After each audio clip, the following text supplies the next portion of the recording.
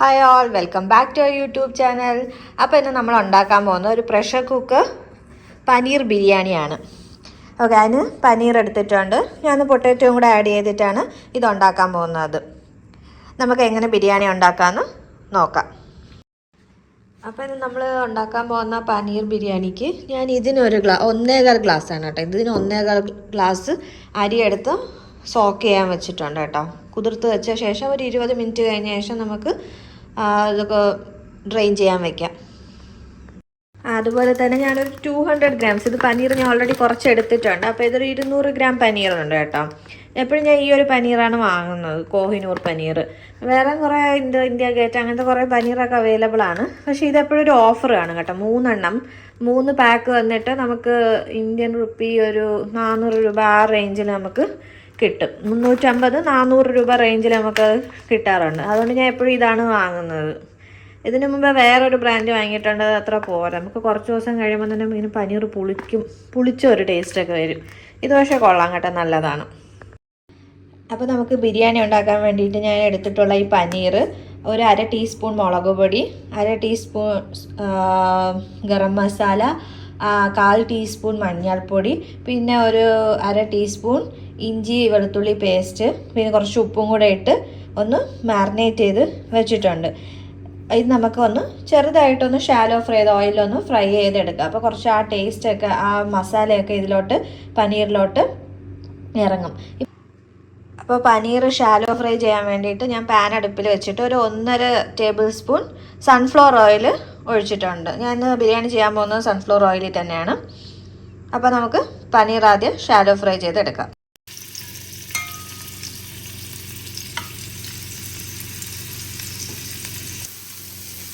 അപ്പോൾ നമ്മൾ പനീറൊക്കെ ഫ്രൈ ചെയ്തിട്ടുണ്ട്. ഇനി നമുക്കിത് വേറൊരു പാത്രത്തിലോട്ട് മാറ്റി വെച്ചിട്ട് അടുത്തതായിട്ട് നമുക്ക് ബിരിയാണി ഉണ്ടാക്കാനായിട്ട്, കുക്കർ ബിരിയാണിയാണ്, കുക്കറിലാണ് ഉണ്ടാക്കാൻ പോകുന്നത്. ഇപ്പോൾ കുക്കർ അടുപ്പത്ത് വെച്ചിട്ടുണ്ട്, ചൂടായത് ബാക്കി നമുക്ക് നോക്കാം എന്താണ് ചെയ്യേണ്ടതെന്ന്. കുക്കർ ചൂടായിട്ടുണ്ട്. ഞാൻ അതിലോട്ടൊരു 2 ടേബിൾ സ്പൂൺ എണ്ണ ഒഴിച്ചിട്ടുണ്ട്. നമുക്ക് എണ്ണ ചൂടായതോ അടുത്തത് ഗ്രാമ്പു, പട്ട ഇതൊക്കെ ഇട്ട് നമുക്ക് സ്പൈസസ് ഇട്ടൊന്ന് റോസ്റ്റ് ചെയ്തെടുക്കാം.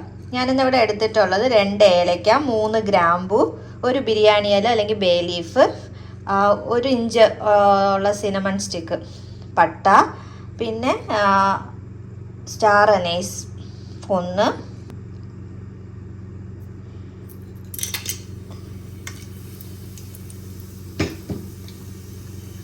അതായിട്ട് ഇതിലോട്ട് 1 ടീസ്പൂൺ പെരിഞ്ജീരകം,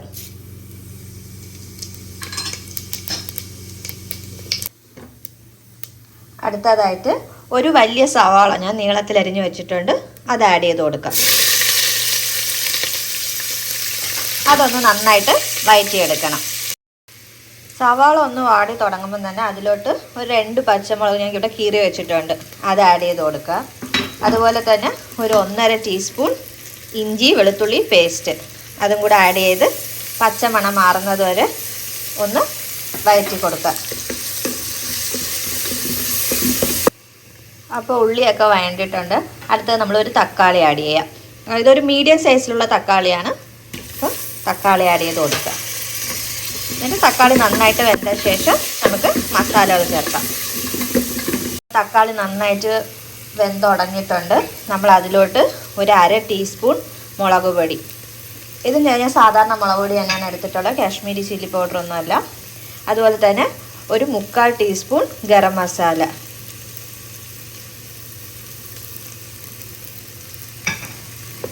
നന്നായിട്ട് പച്ചമണം മാറുന്നത് വരെ വഴറ്റി കൊടുക്കുക.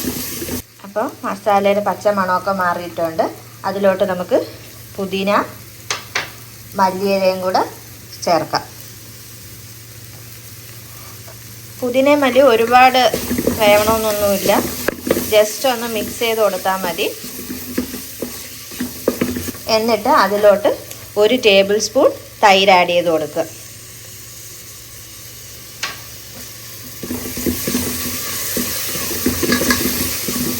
അതിലോട്ട് ഉരുളക്കിഴങ്ങ്, ഇത് ഞാൻ ഒരു ഉരുളക്കിഴങ്ങാണ്, ഒരു മീഡിയം സൈസിലുള്ള ഉരുളക്കിഴങ്ങ് എടുത്തിട്ടുണ്ട്. അപ്പോൾ അതിലോട്ട് നന്നായിട്ട് മസാലയൊക്കെ പിടിച്ച് അടുത്തതായിട്ട് നമുക്ക് ചൂടുവെള്ളം ആഡ് ചെയ്ത് കൊടുക്കാം. ഇതിപ്പോൾ ഒരു 2.5 ഗ്ലാസ് വെള്ളമുണ്ട്.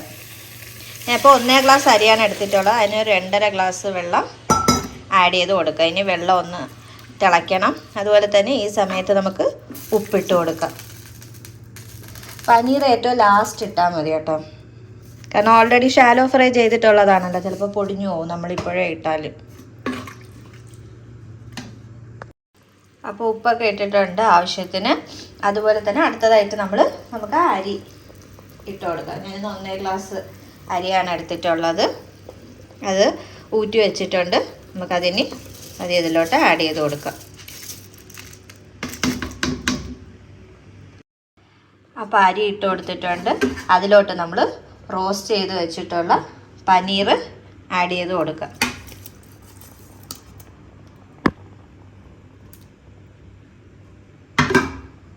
എന്നിട്ട് ജസ്റ്റ് ഒന്ന് ഇളക്കി കൊടുക്കുക.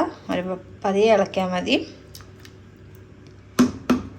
അതിനുശേഷം അതിലോട്ട് കുറച്ച് പുതിന ഇലയും കൂടെ ആഡ് ചെയ്ത് നമുക്ക് അടച്ചു വെച്ച് ലോ ഫ്ലെയിമിൽ ഒരു വിസിൽ, ഓക്കെ, ലോ ഫ്ലെയിമിൽ ഒരു വിസിൽ കേട്ട ശേഷം, വിസിൽ പോയ ശേഷം ഓപ്പൺ ചെയ്ത് നോക്കിയാൽ മതി. അപ്പോൾ നമ്മൾ ബിരിയാണി റെഡി ആയിട്ടുണ്ട്. ഇനി വേറൊരു പാത്രത്തിലോട്ട് മാറ്റി വയ്ക്കാം നമുക്ക്. അപ്പോൾ നമ്മൾ പനീർ ബിരിയാണി റെഡി ആയിട്ടുണ്ട്.